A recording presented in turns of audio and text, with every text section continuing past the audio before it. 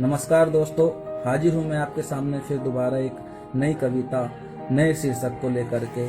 मेरी आज की कविता का जो शीर्षक है वो है गद्दार और आतंकवादी इस देश में क्यों जिंदा हैं। ये एक सवाल भी है और एक उत्तरात्मक कविता भी है।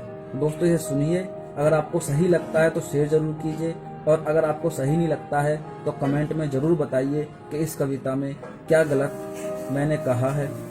तो सुनिए, गद्दार। इस देश में गद्दार क्यों जिंदा है? इस देश में गद्दार क्यों जिंदा है? देशद्रोही बोलते हैं, अफजल हम शर्मिंदा हैं। इस देश में गद्दार क्यों जिंदा है? देशद्रोही बोलते हैं, अफजल हम शर्मिंदा हैं, तेरे गुनहगार जिंदा हैं। दोस्तों ऐसे भी लोग हैं यहाँ पे जो बोलते हैं अफजल हम शर्मिंदा हैं, तेरे गुनहगार जिंदा हैं। क्या अब तक इन लोगों में आतंकवादी जिंदा हैं? क्या अब तक इन लोगों में आतंकवादी जिंदा हैं? क्यों बनने को ये उतारू आज के जिन्ना हैं। कौन है ये लोग जो मुट्ठी भर चुनिंदा हैं? जी हाँ दोस्तों, कुछ ही लोग हैं जो ऐसे हैं और मुट्ठी भर हैं।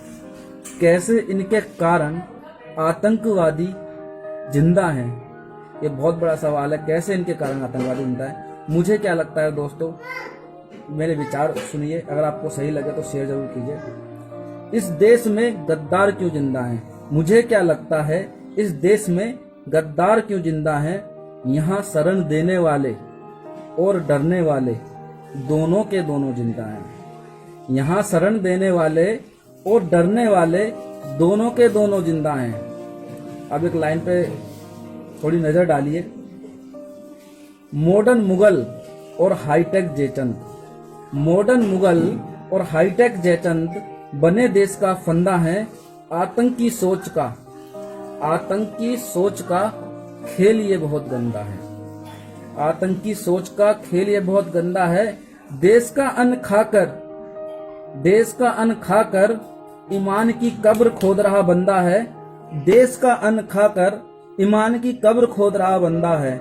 कैसे मैं कह दूं इनमें देशभक्ति जिंदा है। कैसे मैं कह दूं इनमें देशभक्ति जिंदा है। मौन बैठे देखते हैं लोग और कहते हैं हम अभी तक जिंदा हैं। मौन बैठे देखते हैं लोग और कहते हैं हम अभी तक जिंदा हैं। इसलिए देश में गद्दार सुरक्षित जिंदा है। इसलिए इस देश में आतंकवादी जिंदा हैं। इस देश में गद्दार क्यों जिंदा हैं?